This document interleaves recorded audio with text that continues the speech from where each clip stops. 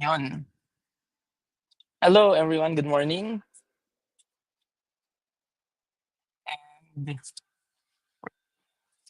And welcome to another episode of Techy Guys. It's Friday. I'm Prince, Chief Innovation Officer of Bridge 360, and I'll be your host and facilitator for today's tech conversation. For those new to our platform, Bridge 360 Inc. is a homegrown Filipino innovation company headquartered in Batangas. We're committed to creating digital solutions that support the education sector, environmental sustainability, and enterprise development. Hopefully, you can hear me.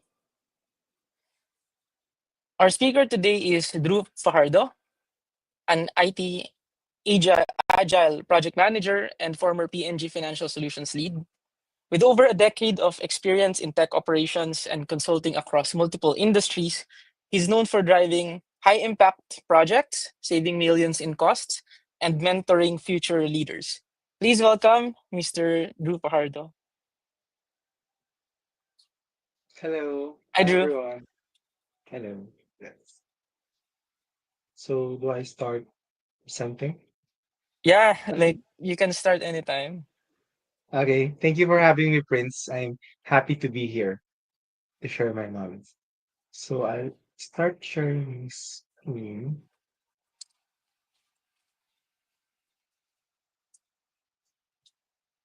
hmm Can you tell me if I'm sharing already?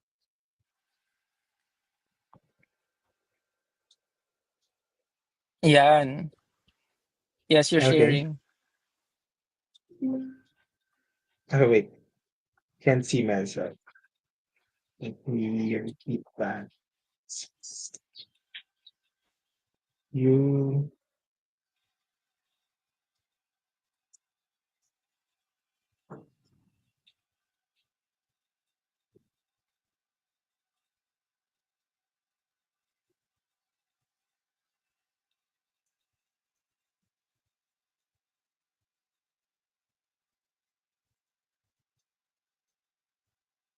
there. Can you hear me? And can you see my slides? Yes. Yeah, I can hear you and I can see the slides. Okay. So thank you for having me again, Prince. So we'll discuss cognitive ergonomics for workplace. Okay. So here's the module outline.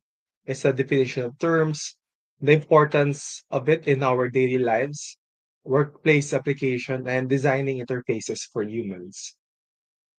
So let's take things apart to understand them. So here we can see the brain, diagram of the brain, diagram of systems and machines, cogs, and here we see the the amalgamation of them. Because as we all know, or not yet, 99.9% of all humans are genetically the same. So when you look at all your friends, you look left and to your right, you see that each and every one of us are 99.9% of the same. So that means basically our brains work the same. So knowing that, it can make our lives easier. So an organization, so we can see the open system here. Uh, here, all of us are part of an environment. Then in that environment, we work in a system. So in a system, there are three main components. So there are inputs, the like raw materials, human resources, capital, technology, and information. Then it undergoes a process, like for example, employees' work, activities, management activities, methods, and operation, and it's transformed into outputs such as products, services, financial results, information, and human results.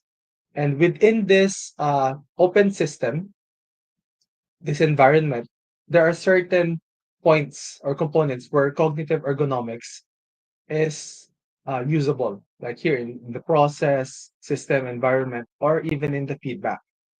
So the management of an enterprise is responsible for seeing that the enterprise resources are combined in the best possible way to achieve the highest productivity. Okay. So at any point in time, you could ask me questions, Prince. So here are the definition of terms for ergonomics. So ergonomics is the scientific discipline concerned with the understanding of interactions among humans and other elements of a system, and the profession that applies theory, principles, data, and methods to design in order to optimize human well-being and overall system performance. So let me just highlight that these specific words, that it's a discipline and the interaction of humans and the system. So that makes industrial engineering, which I am an industrial engineer, unique because we are more focused on the human and the system interactions, which ergonomics is a part of. So we can optimize human well-being and the overall system performance. Okay. So here are physical ergonomics. So it's the search for optimum posture for optimum performance and comfort for prolonged periods of time. So ever since there, we can see on the left side, here is the optimum posture from the 1980s and 1990s. Okay, it's 90 degrees sitting, sit back angle and the knee angle. But now in the future, like any branch of science, it evolves. Okay. So for the optimum performance, It's actually retained more or less like 50 centimeters. It's still 90 degrees. But for optimum uh, comfort posture, the sitting angle should be actually 135 degrees. Okay. So if you're going, if you will work in the office for like 9 hours a day, it might be best to have a more lean back posture. Okay. So now going into cognitive ergonomics, it's now more concerned with mental processes, perception, memory, reasoning that ultimately affects the decision making and skilled performance of human computer interaction, human reliability, work stress and training as they may relate to human system design. Okay. So the good news is that reading, writing, and thinking are all covered by cognitive ergonomics. So that makes it easier for us that it's now becoming more important in this new knowledge-based economy, like grades, teaching, training, filling up government forms, etc. So the not so good news that we have is that this, despite the scope and its impact, it's not yet fully utilized and not fully appreciated. So this is just a diagram that we can see is that the human brain produces 10,000 thoughts on an average day. Okay. This is not an exact number, of course, depends on what your thought is, but it is a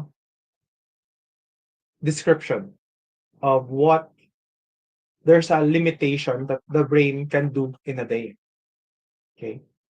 So knowing that, here are the basic uh, optimum working condition. So best temperature for thinking is around 20 to 24 degrees. Then the best lighting for critical thinking is 500 plus lux. And the best lighting for creative thinking, it's dimmer actually, 150 lux. And the best background noise for thinking is around 40 to 60 decibels. So an aircon humming along is around 40 to 50 decibels. So any more than that, like more than 60, is like working in a restaurant. So that's not the best noise levels for thinking. And here on the photo, we can see the Office for Microsoft Security. So it applies the best or the optimum working condition for their task. Okay. So here we can see the effects of the same person working on different environment. So for example, you work in a suboptimal condition, like you're working like at 30 degrees, like what's common here in the Philippines, then your lighting is not that good. It's to 200 lux. Then you have some people speaking near you, like maybe your kids. The noise levels could reach 70 decibels. So that would afford you 8,000 thoughts. Okay. But when you go to normal conditions, like 20 degrees, the lighting is a little bit better, the noise levels are manageable, you go back to your normal performance, which is 10,000 thoughts per day. But then when you increase everything to its optimal conditions, such as your temperature is 24 degrees, lighting is 500 lux, and your noise levels is just the hum of the aircon is 40 decibels, you can perform at your best. So this is what offices or your work from home environment should strive for, this optimal. And this optimal condition is proven true with some ranges like all across the world. So whether you're Asian, you're American, you're Western, these conditions will hold true, okay, with little variations. Okay. depending on what you are used to, of course.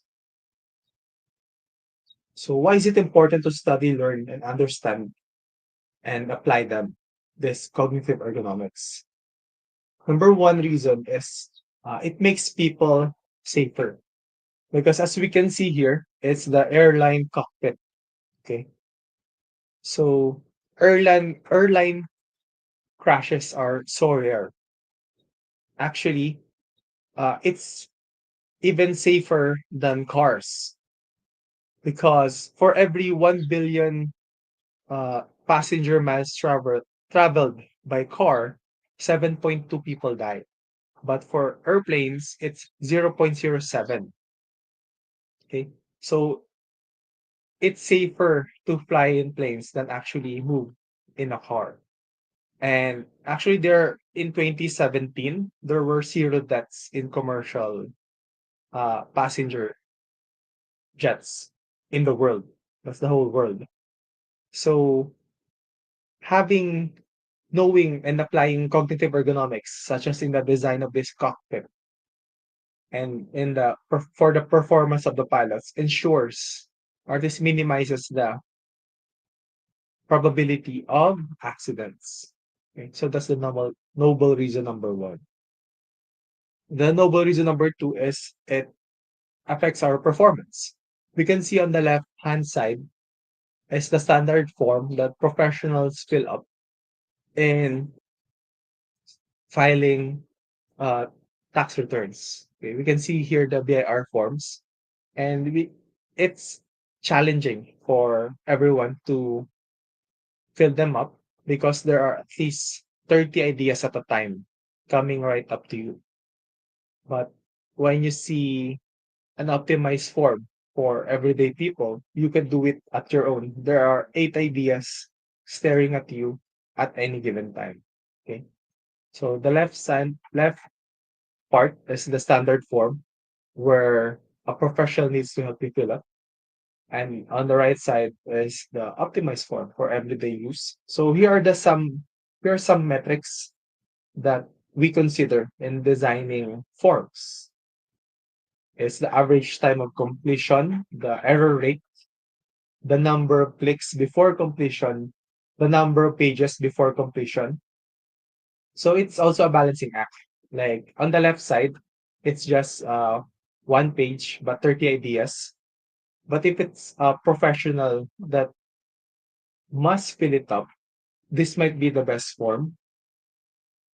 But if everyone can must do it, you can break it up with less ideas in a page, but more pages. So it's a balancing act. And it means that on the left side, professionals must fill it out. Then number five here, the number of fields not answered. Then number six is the percentage of fields not answered.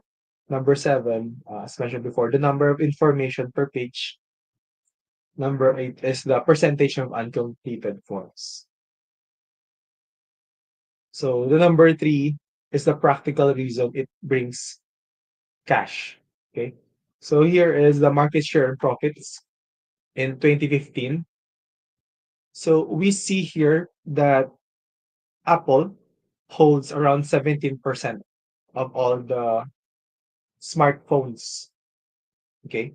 So out of 100 smartphones, 17 are Apple smartphones and majority are actually Samsung smartphones.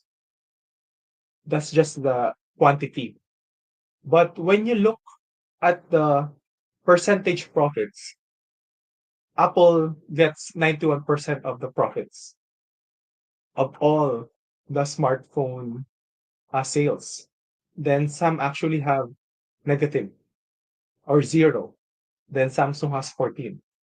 So it just means that in 2015, Apple's design of its products, its software, its ecosystem made it possible for them to charge more. Okay.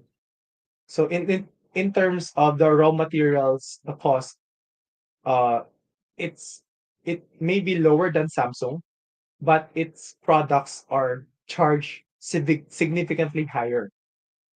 And in that way, they could have 90% of all the smartphone profit in 2015. Okay. So it's a very important and profitable reason why cognitive ergonomics is important. But lately in 2025, the design of Android is, I think, almost at par with iOS. Mm. So the fourth practical reason is it takes cash. So here is the downfall of BlackBerry. So we see in just or in 5 years from 2008 to 2013, it retained only 6% of its market share value. So that means if you don't apply cognitive ergonomics in the design of your products, one is you will be left behind, and other companies like Apple or Huawei, Samsung will get the piece of your pie. So that means you will fail and be eventually bankrupt, such as what happened in BlackBerry. Okay.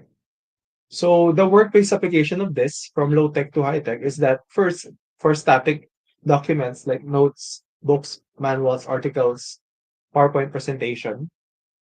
And the second is in the paper forms, electronic forms, and buttons, such as what we constantly use in searching Google in websites. So it's about the physical and electronic arrangement of data, the fonts, the buttons, the colors, the diagrams, to convey one, the maximum correct information and direction in the minimum amount of time.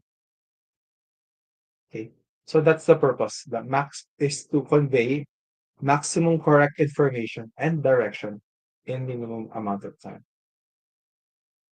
So it's based in biology. So humans are visual creatures, majority of us. And when we see something, it evokes emotion within us, sometimes consciously, but most of the time subconsciously. So biology and evolution made us associate certain sizes, colors, and shapes with certain attributes. So the most important color is red because that's the color of our blood. So when we see something in red, we initially try to read it first because that's the color of our blood. Then the color blue and green are the colors of leaves in the sea. So it evokes relaxation. So you really have to design the colors in your form or in your website to ensure that you are conveying what you want to convey. Okay? Like yellow, it's youthful, red, it's energy.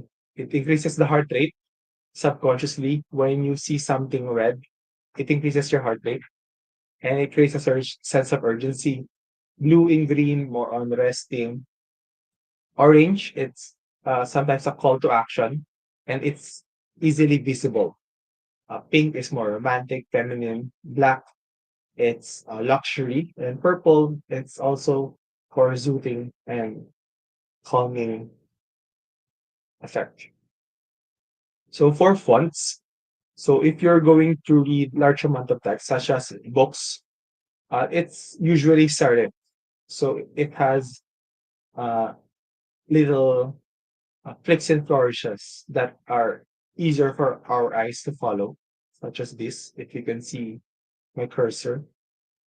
Then if for more posters and slides and titles, it's usually the sans serif font, okay, which is featureable. Then basic, if big, it's more important, small, less important. Then white space. If you design more white space around the area, it immediately makes the text or button within it more visible. So it's about mistake proofing, like Poka Yuki. The less white space means less it's visible. As we can see here in Google, there's a lot of white space. Then for the eye movement, so for the Western style of writing, it's left to right and top to bottom. So our eyes follow an F pattern. So the most important parts should be on the upper left side. Here. So here is a person looking at the website. Then they were fitted with an eye tracker. It follows their fovea in their eye, and the red part is where their fovea uh, lingered more. Okay, as we can see here, it's more on the left, upper left one. Okay, upper left, upper left. So here is for workplace applications. It's effective writing advance. So here is an example of average writing. So I have been complaining about your car for months. It does not start in the mornings when it is cold, and one of the doors does not open anymore. And repair bills are enormous. So that comes from the wife. And what we can see from here is that it's uh it's not clear what does the wife want. Okay. Question Prince, is it clear to you what the wife wants,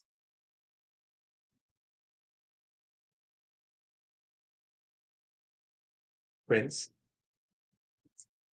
Um, well, one of the doors does not open anymore. So she's raising problems, but she's not actually raising what she wants to happen. Okay. If you could guess, what does the wife want to happen? So I could guess that I want the wife wants to fix the door, the problematic door, and I can guess that the wife needs to figure out. Um, okay, because it's saying that repair bills are enormous. I have no idea why.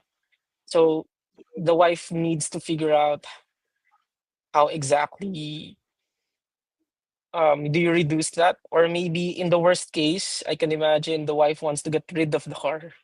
In the worst case. Okay, exactly. So it took you some time to really understand what the wifey wants because the writing is uh, all over the place. Okay, so this should be actually the wife wants to buy a new car. So it should be phrased in this way. Like, we should buy a car, and here are the three reasons why. So you first start with the action. We should buy a car. Then the first thing is car does not start when the mornings are cold. The second reason is one of the doors does not open. And the third is repair bills are large. So when you prepare it, if you want to open it, I mean, if you want to repair the door that does not open, it will incur you large bill. So with this, the advanced effective writing miscommunications are minimized. Okay. And the reason there's a rule of three in explaining things is because evolutionary, our brains, human brains, have a simple way of understanding things divisible by three. By three. Tell anything, then explain three reasons why. Less than three reasons why. Okay. So that's a pointer for people who should write. Start with the action. So taking it a lot further, um, here is how we should communicate. There should be a context. Like when you're writing emails, there should be a context, a background of the story. Then there should be a trigger why you are saying that story. Then what's the question for the trigger? Then what's the recommendation? Then here are the three ideas to support it. Then if there are more than three ideas to support it, you should level them in such a way that the idea support two should have a idea supporting it. Okay. You should always be have a short answer and direct to the point, and it should be powerful and nagpapagalaw. Then part two are the supporting evidence. Okay. So here is just an example. There's a question. Your answer should be in a business setting, of course. Direct to the point, yes or no, and the reason why. Kasi mas malang cost sa paghanap ng bagong contractor, 500,000. At pagbayad ng penalty, 1 million. Ang total ay 1.5 million kaysa matitipid natin na 1.2 million. I think with this, we could deduce that the question was, should we get a new contractor and just pay the penalty? So this is how we should write in the business context. It's direct to the point. Okay. So for writing anything to apply uh, cognitive ergonomics, it should always be this four uh, components. Always write the context, background, then trigger, question, and the recommendation.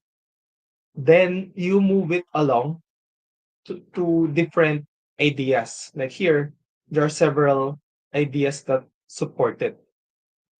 So that's the key messages or the section titles once you are done with the introduction, the summary. Then when you have the idea support one, you tell the one, two, three supporting ideas of that idea support one. Then it just flows in that manner.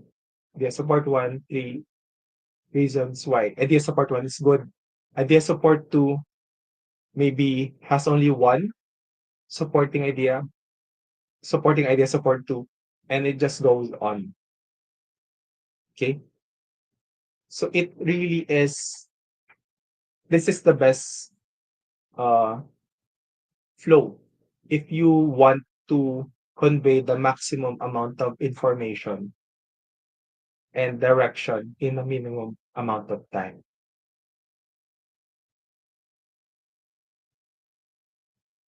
So here is decision fatigue.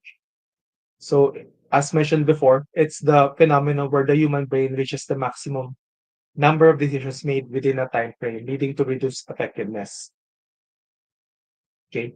So as we see here, Mark Zuckerberg has a closet containing more than 20 shirts of the same color and the same hoodie, as well as Steve Jobs, same black turtleneck shirt and the same jeans for the past what 20 years when he was still alive. So it really helps your performance if you don't decide on insignificant things. Like for example, eating two eggs every morning for maximum nutrition. Okay. And of course, it's the cheapest food, superfood, eggs. So designing your day for routines makes you more effective in your workplace because you reduce the fatigue in deciding little things. So that's why in the Philippines, if you're daily commuting, it automatically means you have reduced functionality at your workplace because you're designing a lot of things when you're commuting. You're deciding which Jeep or bus or Grab to pick, what time should you leave at home. You're also, if you're using public transport, you're also thinking about theft. So you're judging people around you, observing. So that's why when you go to work, you're already tired. So that leads to reduced performance. That's why work from home also helps. If your work from home office is already optimized for working. So there are a lot of studies around this. So there's Hick-Hyman law if you want to research further. And then it says here that there are 1,000 no's for every yes. So that's the advertisement from Apple. And I believe that is what we should do in our lives. We should uh, make our yes to be so precious that it's backed by 1,000 no's. So, so the workplace application for this is everywhere around us. Okay, so in uh, websites, Wikipedia, Facebook, in your desktop, when you're clicking icons and or where you're searching in Google, cognitive ergonomics is all around us and it affects us greatly. So we should learn more about it so that we could apply it. So, for example, here, knowledge is supposed to be applied. That's the For example, an average Filipino worker may fill up for four generic government forms per year at 30 minutes each, for a total of 120 minutes per year per person. So just a 10% improvement or 12 minutes per year per person for 42 million people or Filipinos means 504 million minutes or 8.4 million hours or 4.3 billion pesos per year saved. So that's a lot, just saving 12 minutes in a form. So that's why we need more people in our country who knows, understands, and applies cognitive ergonomics in our country. So knowing is 10%, but executing what you know is 90% of time and energy. So this is a quote actually from um, John D. Rockefeller, the founder of the Standard Oil, which was the largest oil company before and the parent company of Caltex. So knowing is 10%, but executing what you know is 90%. So that's, I think, my main message for this is yes, cognitive ergonomics is nice and good, but it's not really worth something if you don't apply it in your workplace or in your daily life. Okay. So here are some guide questions. So I think it's for you, Prince, if you're the audience for now that can speak back. So what lesson or concept did struck you the most and why? Sure. Let's see. So for me,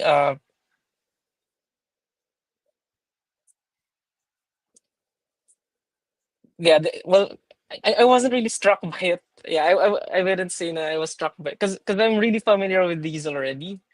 But Yes. it's great that you reiterated na the environment plays a huge role in how we think and decide. That's one, and I think that's very important.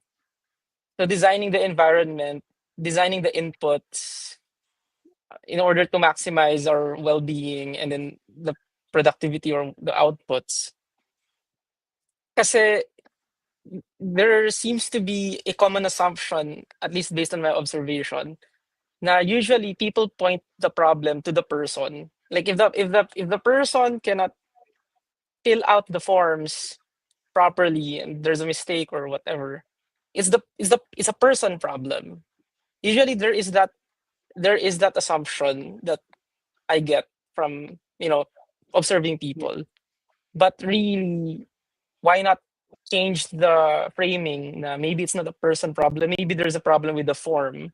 Now, if you frame it that way, then you will now have a root cause that you can address, right? Because addressing the person much more difficult. But if you address let's say, the design of the form, that's gonna be much more actionable and maybe much more impactful. Okay, so that's that. And then number two, which part of your life will change in order to which part of your life will you change in order to improve your performance using ergonomics? I think a mind opening for me is the sound that there is in general an optimal level of decibels in order to maximize critical thinking. Kasi in my line of work, critical thinking is important. And if yung palang kasi medyo maingay kasi, like, in general, right? Like, I like to work I like to work in coffee shops. I like the vibe, right? The ambience. Yeah. However, now that you mentioned it, maybe that's not the most ideal. So if I'm gonna work sa coffee shops, maybe I should bring earphones in order to dampen the audio. Kasi syempre, there will be people talking and then there's a lot of Yeah. noise, yung mga kotse sa labas. And I never thought of that. I didn't think that that's gonna be such a big deal. Pero from what you shared, important din pala, like, those seemingly seemingly pointless or seemingly impactless details actually have a huge impact. Specifically in this example na siya pala yung well, plus 10% pa pala siya, right? So, Mm. yun yung two takeaways ko.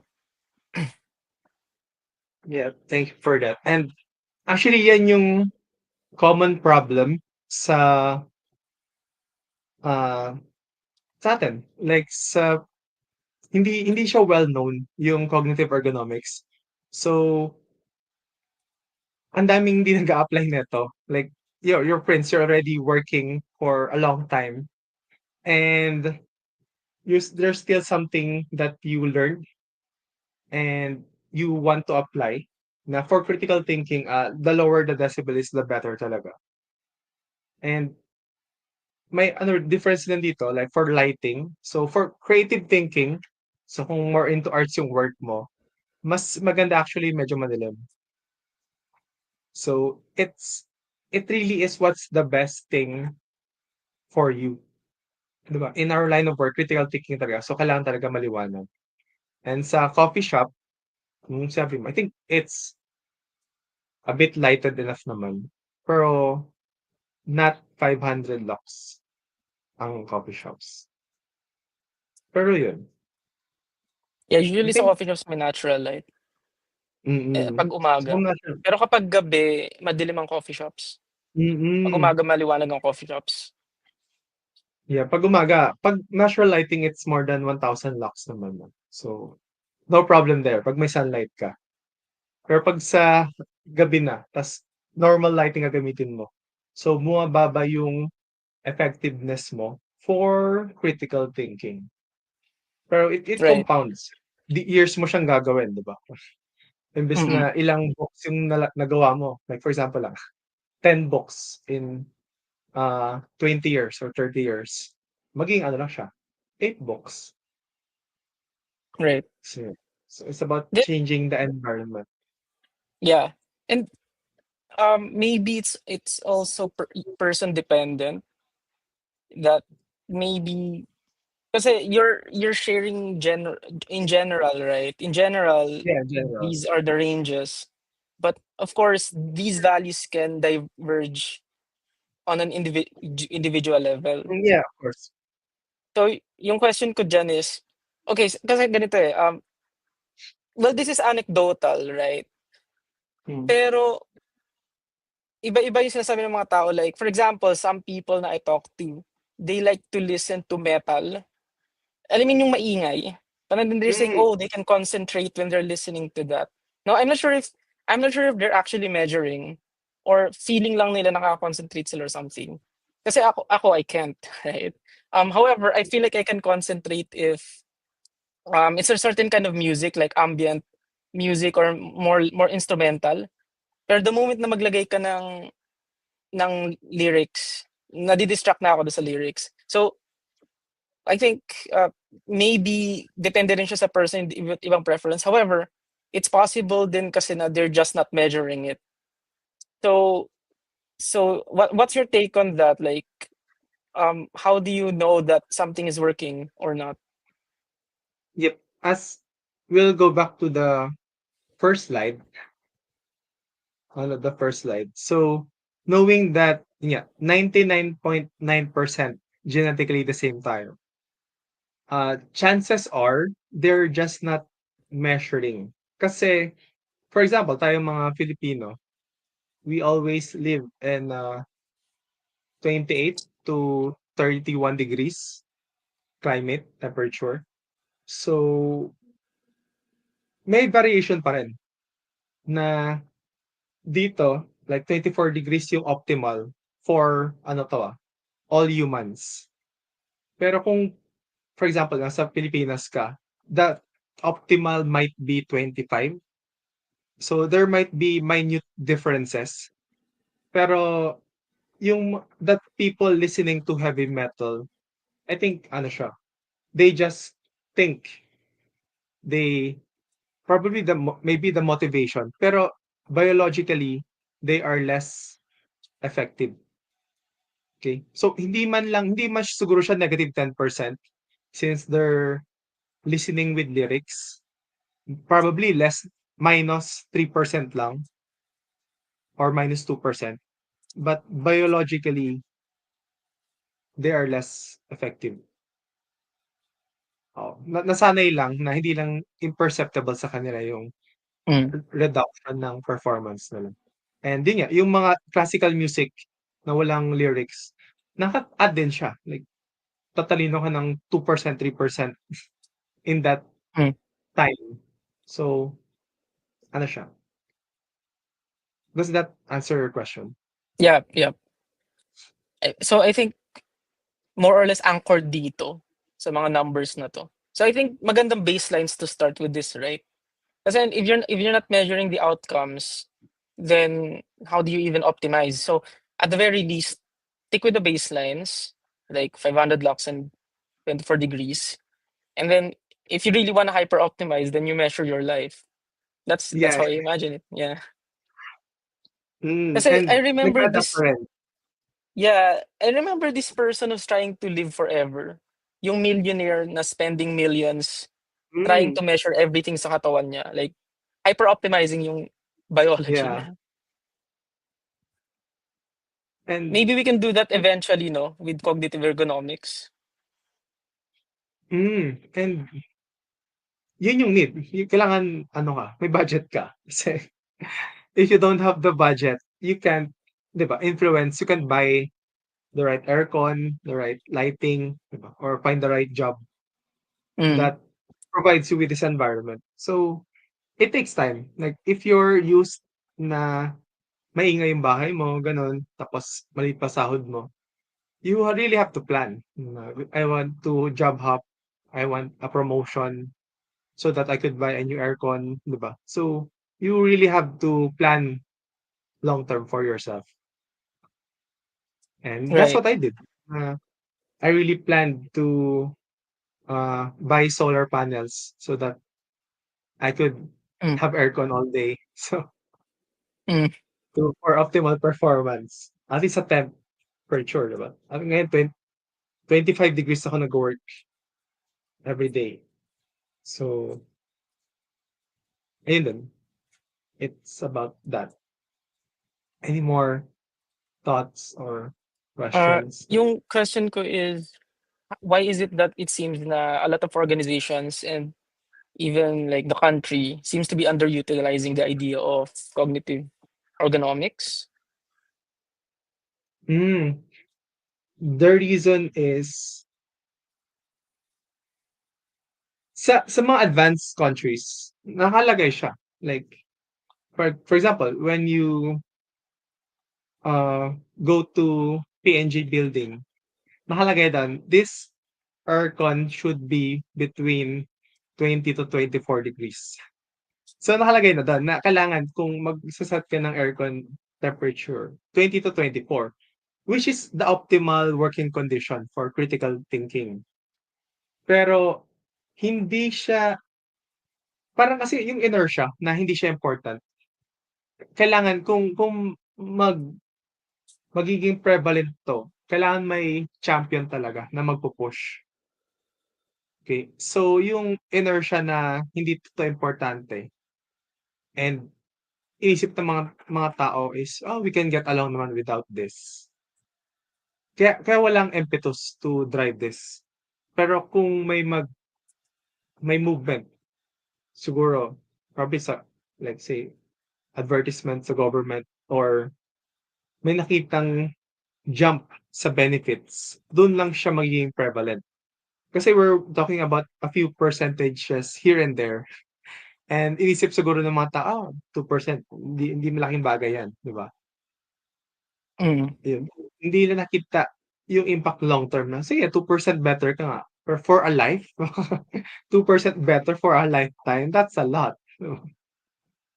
So, I think yun yung reason na kaya hindi pa siya important sa Pilipinas. Pero I think sa ibang bansa, ano na siya, applied na siya. Mm. Ayun. So it's really So, more of the perception of importance.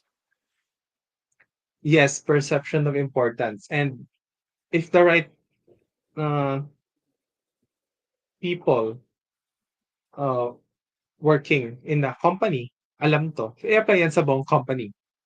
And if the right people working, let's say, in the government, in-apply to sa government, di ba? Yung lighting, temperature, noise level, ay di i-apply siya. So, there needs to be, yung idea, hindi siya kakalat on its own. Kailangan there should be carriers or the right people at the right position spreading it with the right communication skills. It Ayun. parang it needs time talaga, 'di ba? Like for example, yung ano 'to, medyo off topic, pero yung 'di ba, theory of evolution took what, 30 years to 30, 40 years to spread. Pero I mean, common sense 'yun sa scientific community ni Darwin, mga close friends niya. Pero 'pag kakalat siya sa buong mundo, scientific community ng mundo, ah, it took decades. So gano'n din, kahit self-evident siya sa'tin, hindi siya self-evident sa someone not in the same background, 'di ba? Right. Kasi we are in this background that we are optimizing. So common sense to us, okey yan, sige apply ko yan. Like what you said a while ago, sige apply ko yan. Pero 'pag hindi mo siya inisip, like ibang background ka, hindi mo siya, kahit narinig mo, hindi mo siya gagawin. Mm. Ayun, yun Right, yung right. difference. Mm. Yeah, you mentioned nga yung 10%, knowing is just 10%. It's about Ano lang 'tong numbers execution. na 'to, hindi siya exact. So, it's just Yeah, yeah. there just to depends on the person. Mm. Ayun. Yeah. I no longer have any questions, Drew. So how about you? Do you wanna ask me a question or Of I think I think more on ano lang, dapat, ah, siguro, more on dun lang sa ano, sa messaging ko, sa last part na let's continue spreading this ano, knowledge. Kasi simple lang siya, tapos it really helps. Like you in your company, CIO Bridge 360, it will help also your employees knowing these mm, things. And let's make this knowledge accessible and easily understandable to more people para naman mag-improve yung performance nila and of course, sa bansa rin natin. Yun lang yung message ko talaga. It's executing, Nice. Well not knowing. said. Thank Mm-mm. you. So thank you again, Drew, for reminding us that we need to think about the environment and the systems and how they affect our performance and our well-being. And those small percentage increase, they will compound. So we have to take them seriously. So yeah, Yes. uh, thanks thanks again, Drew. And this has been Prince from Breach 360. And for everyone, thank you for tuning in. And as always, stay curious, stay data smart, stay techy, and techy guys, it's Friday. Thanks, friends. Thanks, guys. Thank you.